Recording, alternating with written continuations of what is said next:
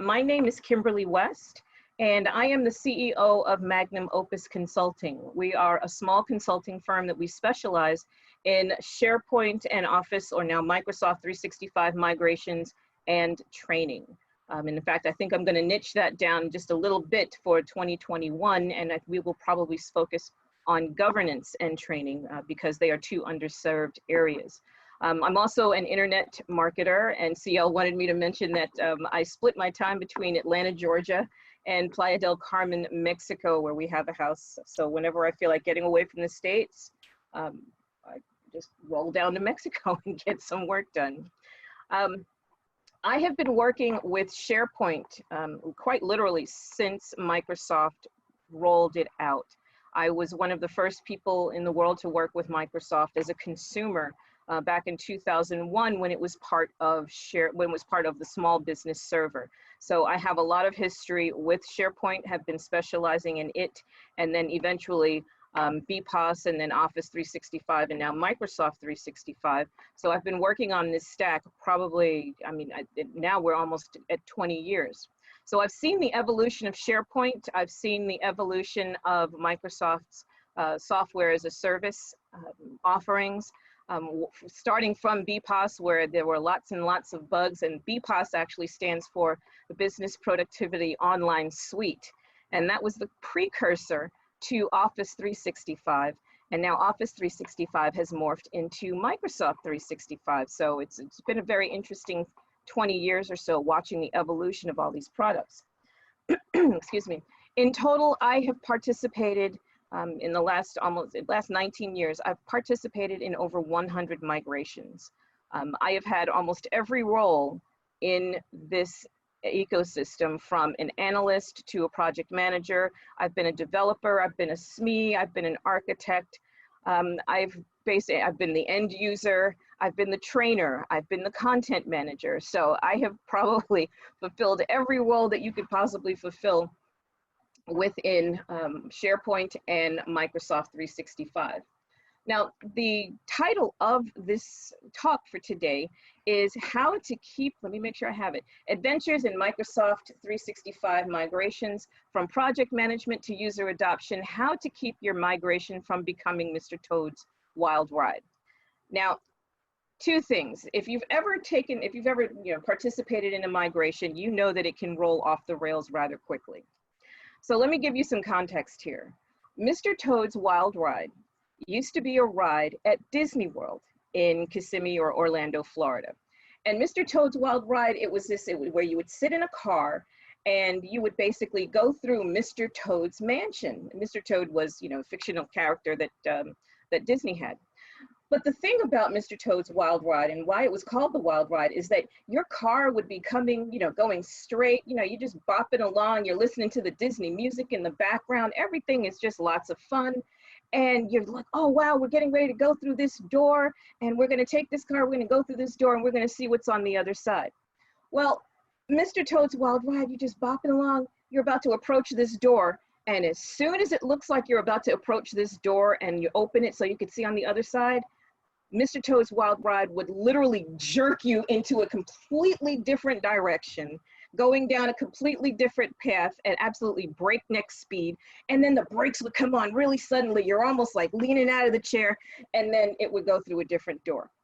So if you've had any experiences with migrations, particularly SharePoint and Office 365 migrations, you know that that can be a very accurate description of what migrations look like. You get to a point, you think you're all good, and then all of a sudden the bottom falls out. You just CL said he wish he would bring Mr. Toad's Ride back. I actually wish they would too, but it was replaced by It's a Small World After All, or something like that. Anyway, so today we are going to talk about how to try and avoid some of these knee-jerk and some of these crazy things that happen within a migration. We're going to talk about some of the things that actually happen in the migration. So we'll cover project management, we'll talk about communication, we'll talk about some things that I call sand traps. These are the things that are not so obvious, but they can absolutely wreck your migration.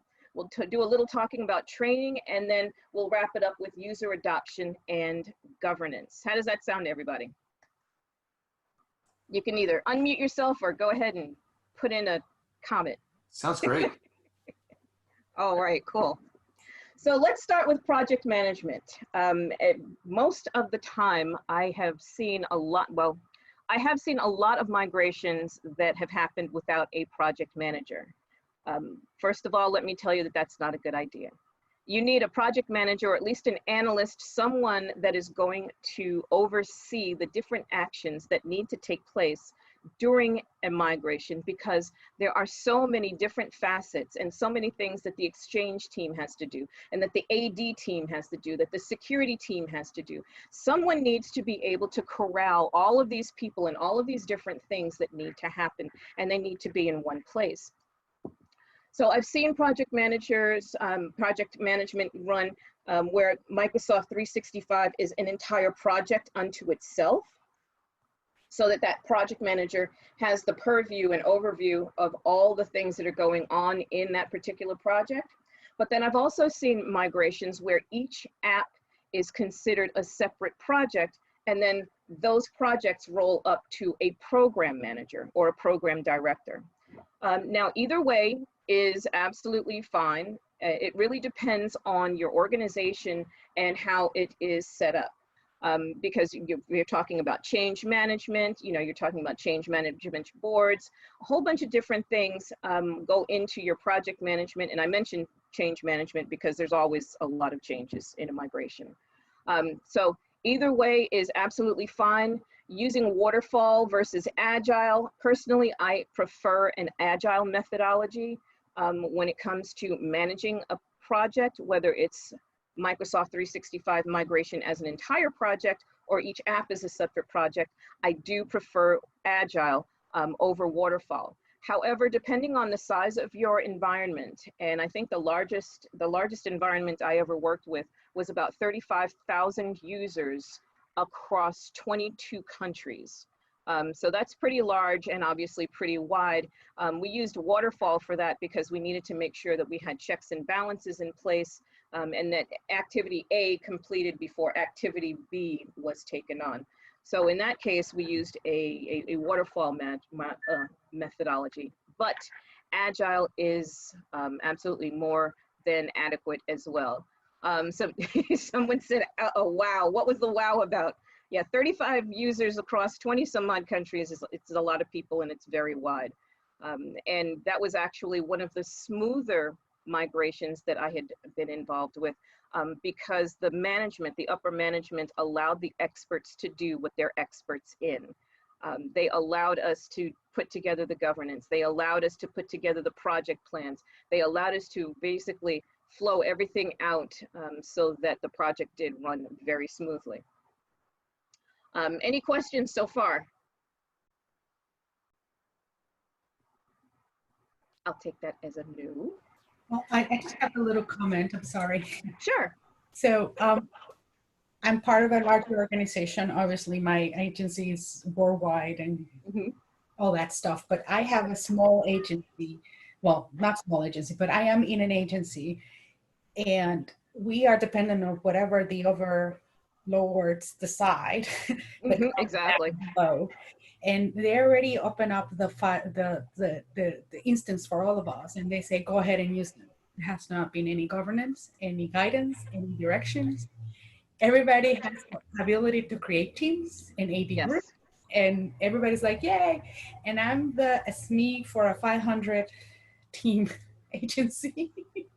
So if you can help me with your conversation about governance and real, this is where I am right now. It's like, yay, we have them 365.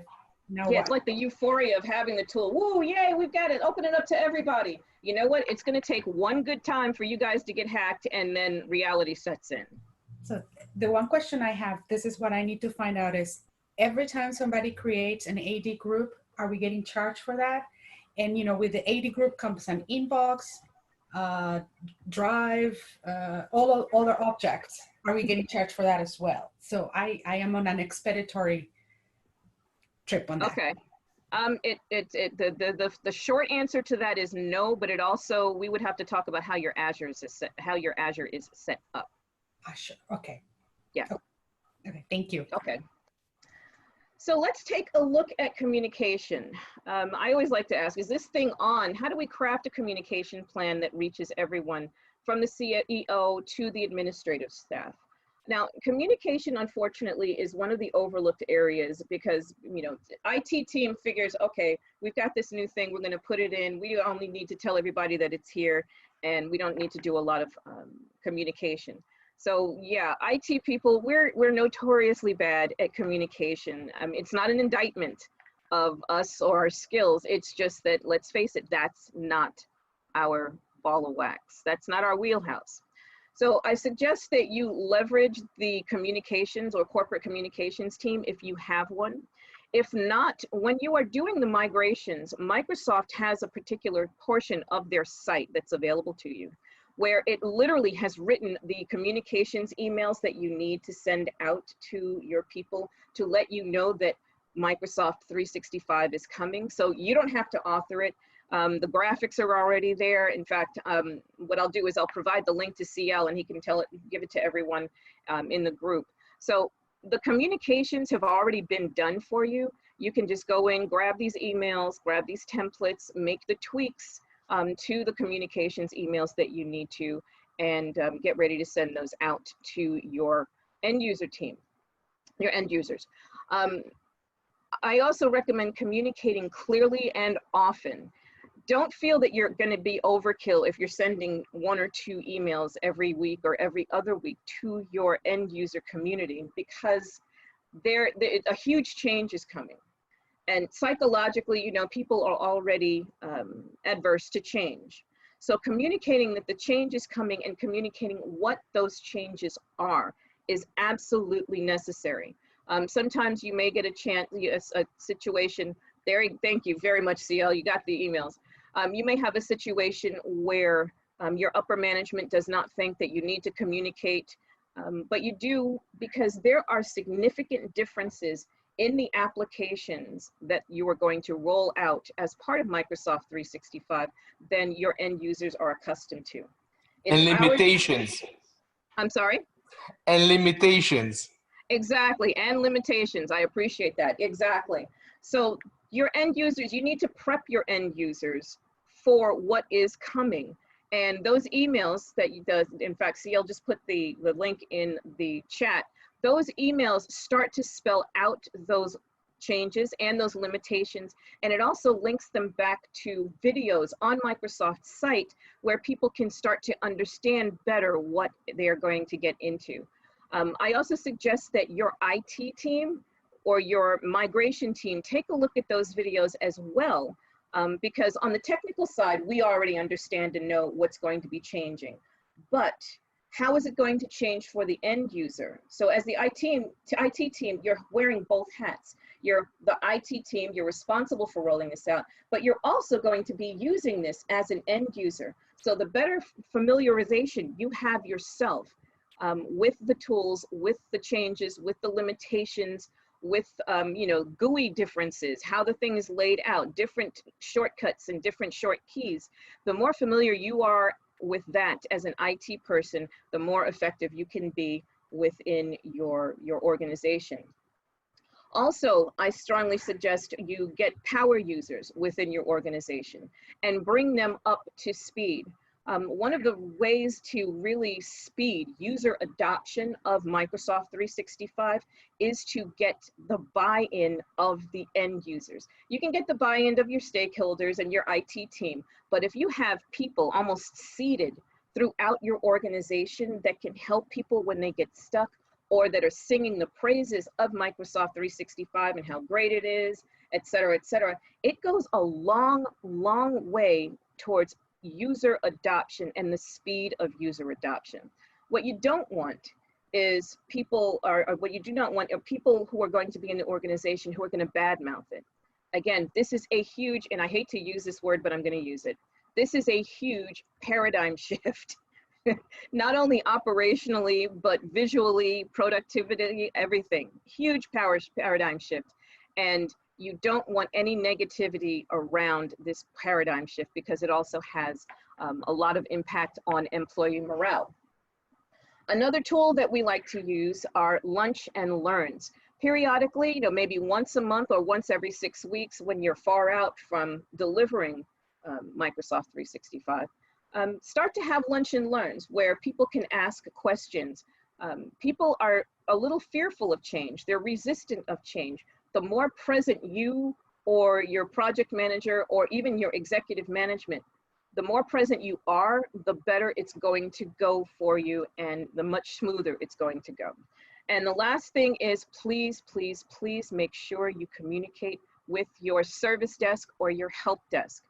This actually goes into sand traps, but one of the biggest problems I've seen is where organizations fail to let their service desk or their help desk know what their IT migration team is doing.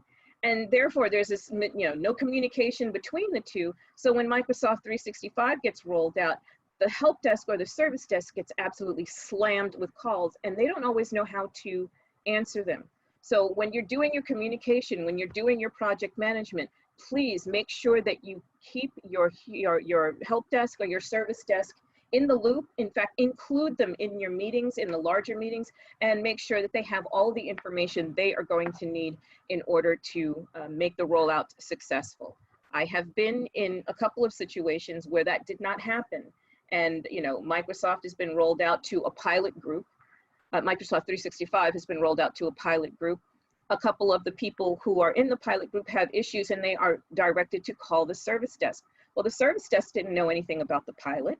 They didn't know anything about Microsoft 365. So they were woefully unprepared and the, you know, response to the end user really suffered. And so your internal customer service also suffers.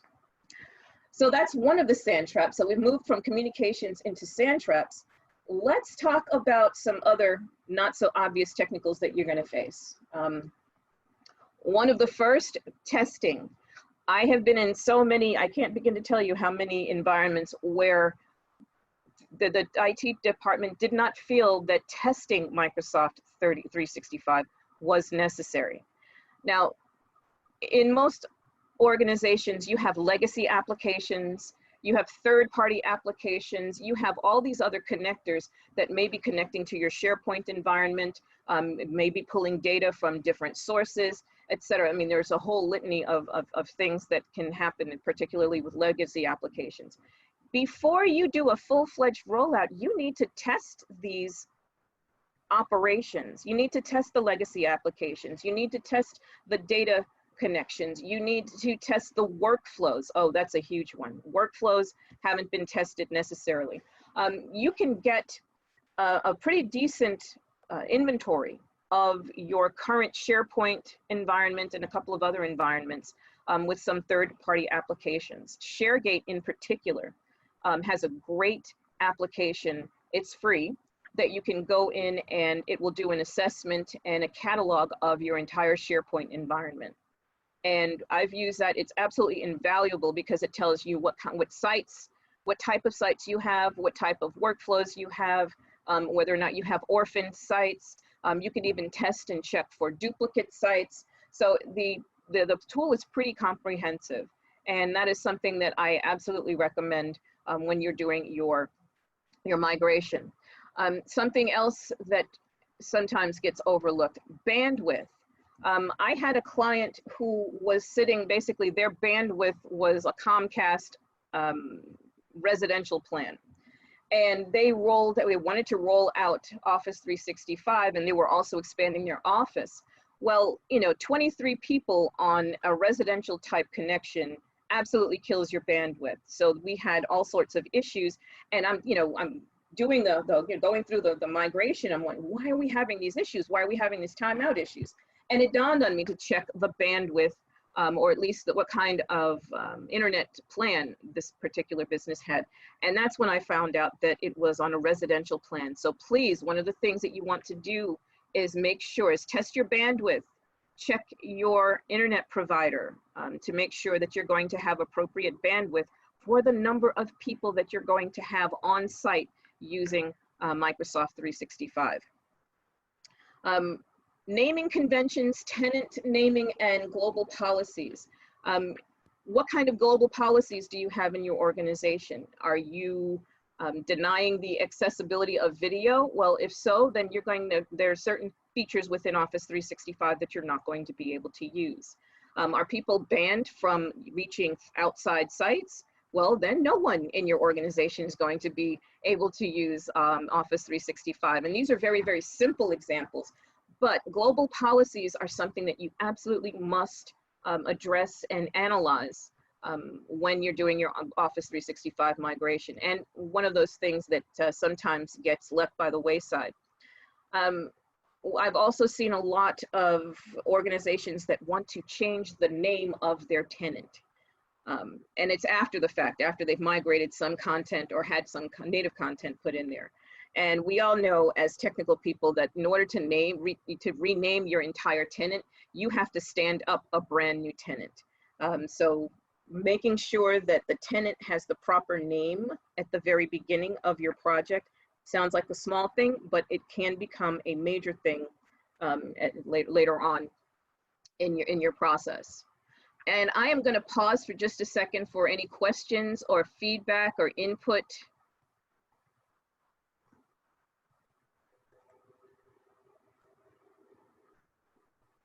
Okay. I just want to tell about the ShareGate. ShareGate is like, I think they provide only 30 days free. After that, they charge, or the tool gets expired, it seems. Yeah, they have a trial version, but they have a particular product. Give me 1 second and I will pull it up. That is free.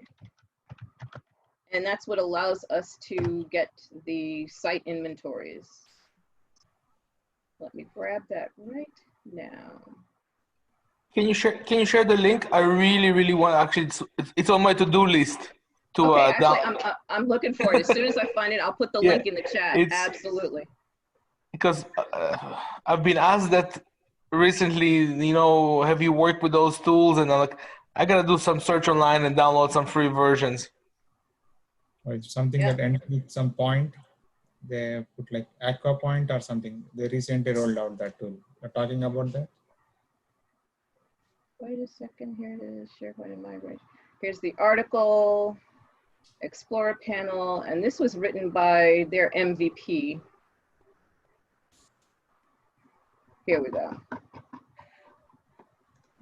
So this is the article that I'm going to post first, and then I will post the link to the tool. Yeah, also, and if anyone is trying to migrate the Nintex workflows from SharePoint 13 to SharePoint Online, the ShareGate does a great job, but the thing is all actions of your on-premise are not compatible with online. Once the workflow is migrated, you have to review the workflow, and if any actions that are not compatible, you have to recreate those actions with available actions in SharePoint Online. I mean, Nintex Office 365 actions. Mm-hmm. That's very useful. Thanks, Krishna. Yeah. And some of the articles also, I mean, if you Google in the Nintex community, they have provided actions that are migrates as is, and that are not migrates. So that link, maybe if you find, that's really helpful article from Nintex community. Yep, give me 1 second. Okay, I'm gonna make a note to find this because I want to continue and at least finish up the talk today, and I will make sure I find this link to the actual tool. Okay, it's in my notes. Let us move on to, let's see, training. Now, I'm curious, how many of you are responsible or partially responsible for training end users in your environment? Okay, so Tina is. Anyone else? I am too. Okay. Training is probably the second most overlooked portion of Microsoft 365 migration. And we're talking about training over and above the videos that are available from Microsoft. So again, you can go to Microsoft and you can actually download some of the videos and provide links to your end users. in those videos so that they can get trained on the basic features and functionalities of Microsoft 365. Everything from the Office Productivity Suite all the way up through Power BI and the Power Apps. And if you look in some of the developer forums, you can also find some pretty advanced training on Microsoft's site for those elements. Now, what happens is that each organization is different, and they're going to be different in your environments. They're going to be different in branding. They're going to be differences in security. So there may come a need for training that is specific to your organization. So don't reinvent the wheel. Take the screenshots and the information that's available from Microsoft and simply tailor it to your organization.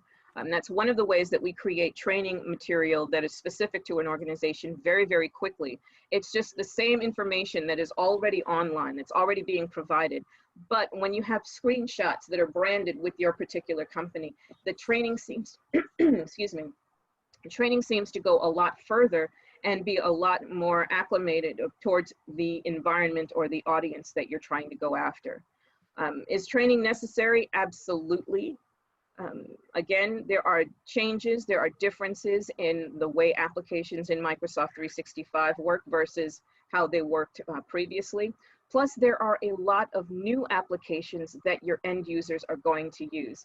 And since Teams seems to be the darling of Microsoft, Teams was rolled out basically as an answer to COVID for a lot of organizations. It is the fastest growing application in Microsoft's history. But with that rollout of to the organizations, there wasn't a lot of training. People were just said, here's Teams and, you know, figure it out. Just go ahead and work with it. So therefore, the trainings that were available on Microsoft's website were very beneficial to a lot of companies because they did not have the time, the budget, or the personnel to roll out a specific training for their organizations. Now with training, that also assumes user adoption and governance. And I always tell people just because you build it does not mean that they will come and use it. Adoption is the absolutely most overlooked area in a Microsoft 365 environment or engagement or migration. No matter how you put it, it's the most overlooked. And a lot of people don't understand what governance is. They think it's just a set of rules and regulations that are put around your environment. And that's partially true, but it is the responsibility of the entire company to keep a governance plan and process in place. So everyone from your security team all the way down to your corporate communications and your graphics team are responsible for governance. We're putting the guardrails around what can be done and why it can be done and by whom it can be done within Microsoft 365. So Tina, one of the things that you mentioned was that you guys have your environment is wide open. Anyone can create teams, anyone can do what they need to do. It's just kind of like the wild, wild west, and that's what we kind of call it. Well, the whole point of governance is to keep your environment from becoming the wild, wild west, which is what we had in SharePoint, which is one of the reasons why people are moving into Microsoft 365 to begin with. Oh, we want to get away from all of the duplication and all the craziness that was going on in SharePoint. Well, you're bringing the exact same process from your old SharePoint, possibly on-prem, into your online version. And what do we say, what's the definition of insanity? Is doing the same thing over and over and expecting a different outcome. So it is difficult sometimes, very often in fact, it's difficult to get upper management to understand and to buy in into the idea of governance. For this, that's when I go on Microsoft's website and I pull the best practice. I pull the white papers. And you know, since I've had the experience I'm able to regale people with stories about what happens when you do not put governance in place. Another source of information that I have used heavily is the SharePoint Maven, his website. In fact, let me pull it up and I'll put the link in the group. Gregory?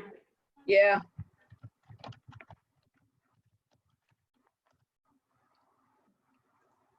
Greg has a really good couple of blogs on governance and why it's needed. And I've used these to rely on more than one time, been able to bring them to upper management, particularly upper management when they don't understand the technology that they're about to put in. They're putting in the 500-pound gorilla, but they're treating it like the 10-pound chihuahua. I always tell them this is not a very sexy subject, but it's going to save us a lot of headaches. Yes. You know, nobody thinks governance is sexy. I think governance is sexy. Yeah, governance is sexy because it's the thing that keeps you from having to make a midnight call to your CIO. That's what's sexy about governance. From security, making sure that certain sites are locked down, certain activities are locked down, certain abilities are locked down. Not everyone in an organization should be able to create a team site. Not everyone in an organization should be able to create a SharePoint site collection or a SharePoint site or even a sub-site. Your governance will also help you prevent duplicate of information. It gives you a point of reference for a naming convention, particularly when, you know, if I worked with a company, we had over 200 site collections. And we had to there was no naming convention at all. So, you know, names of site collections got to be too long. They weren't congruent with what we were trying to do in IT. People couldn't find information. So it was a whole big mess. So making sure that, you know, governance contains, even all the way down to your naming convention is also something that you want to take a look at. However, at the end of the day, we all know that we're going to be faced with an environment at some point in our lives where the upper management just says simply, no, we're not going to do anything about governance. And I'll be honest with you, I have a client exactly like that right now. So what we're doing, instead of trying to hit them with a huge all over governance plan, one of the things that we've done is we've taken it now and we've broken it down into bite-sized chunks. And when you're able to take, okay, well, if everyone in your organization can create teams, if they do this, then this is what happens. This is what can happen. If you've decided that you want to be able to invite external resources into a Teams meeting or into your Microsoft Teams, these are the risks that you run. So what I have found is that trying to hit people over the head with an overall governance policy and overall governance processes is overwhelming to them because they're not understanding the if-then. They're not understanding the conditional relationship of what happens when you allow your SharePoint sites to be accessed by outside entities. They don't understand what the ramifications are if, you know, you turn on anonymous access and you just allow anonymous access to your environment. So educating your management team, educating the CIO, educating people on what can happen if you don't do X, or if you do X, is how we have been able to get around, and for years, how I've been able to get around people creating a formal governance policy. And when you do it that way, you're actually sneaking in a governance policy, because if that becomes the policy, then that's a piece of guardrail right there, just for Microsoft Teams and external access. And then you take another topic and you wrap that up really pretty with the bow and you give it to them. So you actually are creating a governance policy, but they don't know it. Does that make sense? Yeah, Kimberly, I think governance in 365 is even that much more important than on-prem, because, you know, you talk about the wild west in SharePoint, proliferation of sites.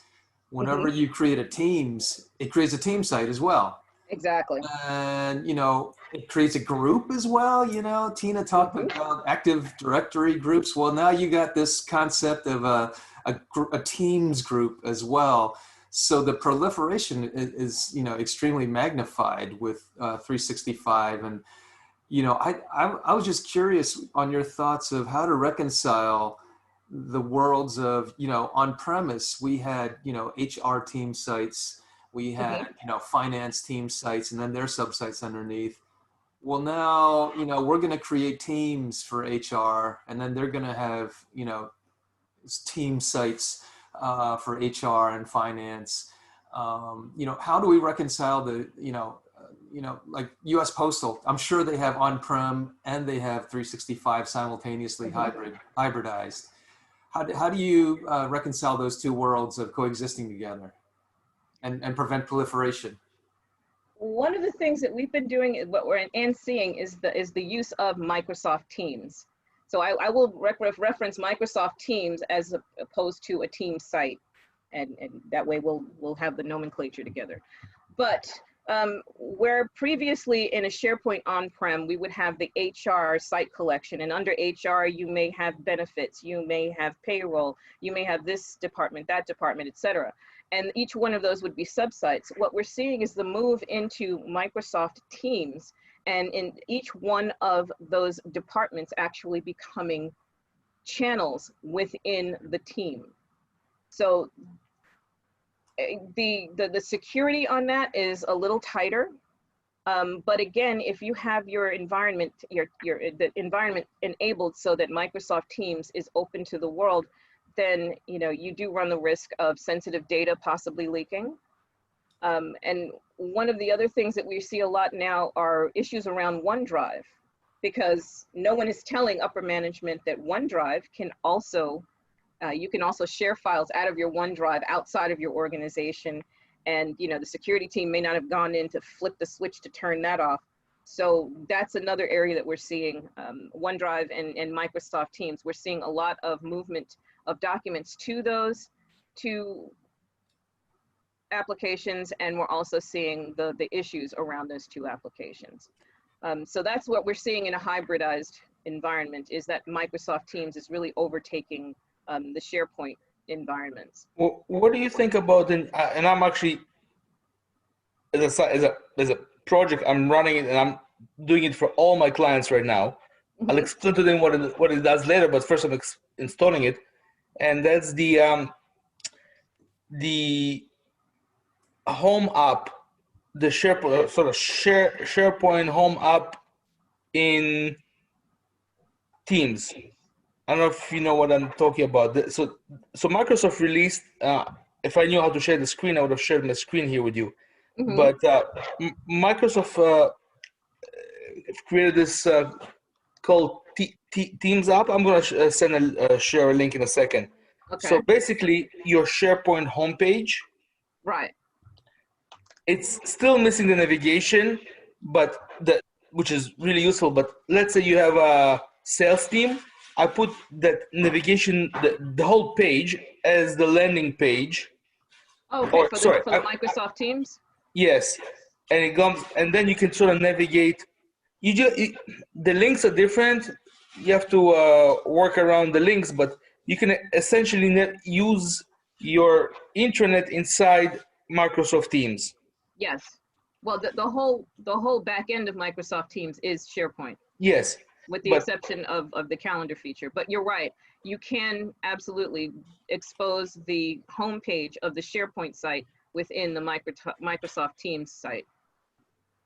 And that's starting to look very cool. I have a lot of construction companies, mm-hmm. and I'm trying to get them, because now they can from their phone navigate. Although it works in Teams, doesn't work from the phone app as well. It works for one client, but I haven't figured out why it doesn't work for others. Oh wow! Have you lodged that as an issue with the product team at Microsoft? Because that would be an interesting one for them to research. I haven't launched it as an issue because I want to troubleshoot by myself first. Okay. I don't. It's just that there's very little information out there about it and setting it up to begin with. So Albert, you can be the trailblazer and on your way to MVP status if you actually figured that out and published it. Well, there you go. There you go. Exactly. But if there's not a lot of information on it, you'll be the one to put it there. Well, I've seen a couple of videos already that took me through the whole thing and using the App Studio, which is a whole cool new feature. And I've seen already people offering courses like $1,000 per person just to teach you how to do that. So I'm a little bit behind on that. People are already capitalizing on the, and it literally just came out, and there's already somebody just figured it out, and they're charging $1,000 to. because knowledge is a commodity, particularly in this space, because people like us, there's a shortage worldwide of people who are knowledgeable about Office 365 or Microsoft 365 and know how to make it work. That's just a fact of life. It keeps changing so quickly. Yeah, exactly. And that's the problem. It changes so quickly. I mean, I think the certification exam for Teams, for Microsoft Teams, was just updated in July. Well, Teams, and the reason that they updated it in July, they didn't plan to. They updated it in July because so many people were rolling it out. So you're right. We used to say every 90 days. Now it's about every 30 to 60 days you have to learn something new. So you need to make sure that you're on the product roadmap for Microsoft. Check that at least once a week. Yeah. The owner of my company wanted us to template the SharePoint sites or homepages that we created and roll out to every client. And I had to tell them a couple of weeks ago, you know what, that concept is dead. Yeah, that's everything move. And if you read what Microsoft wants you to do is basically move to Teams. I was going to say, if you can figure out an app or some way of manipulating Teams that's proprietary, package it and sell it on the open market. You've seen that there are thousands of applications now available for Teams. A year ago, barely anybody had heard about Teams. Yeah. Yeah. But it's growing every day, and it's global. There was one tool for timing. There's a bunch of young guys from Argentina. It's really interesting. Exactly. And now even with Microsoft serving up their own applications within Teams, so and the advances that they're doing in Teams. So you've seen the new lists feature within Teams where you can expose a SharePoint list. We started using it a couple of weeks ago, and we're moving heavily into it. It's just absolutely.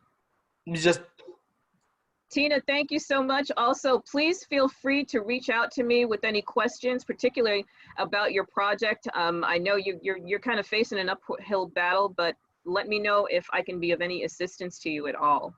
I thank all of you for coming, but we can continue the discussion until we've got 4 minutes, because I think we all have a hard stop at 1. But I know we had an hour to cover what we covered, and it was just at 100,000 feet. But if you'd like to continue some conversations and get deeper into some of the issues that you're having with Microsoft 365, I'm very easy to find on LinkedIn and on SharePoint. I'm always on SharePoint, but I'm easy to find on LinkedIn and also on Facebook. I go by Ms. Kim's World or Kimberly West. You can always find me because I'm the Kimberly West that's got the dreads or the locks. I'm sharing the link from Microsoft. Okay, you got it. Thank you. Thank you so much, Tina. Thank you, Albert. I appreciate you for sharing that link. But yes, make sure that you're on the product roadmap all the time, and you will see all of the new stuff coming out. And I will be writing more and more these days on the new features and things that are coming out from Microsoft, not just on Teams, but also on Microsoft 365. And Albert, yeah, I really think you should consider taking that knowledge, packaging it, and turning it into a revenue stream. I see money everywhere, so. Well, everyone, are there any other questions?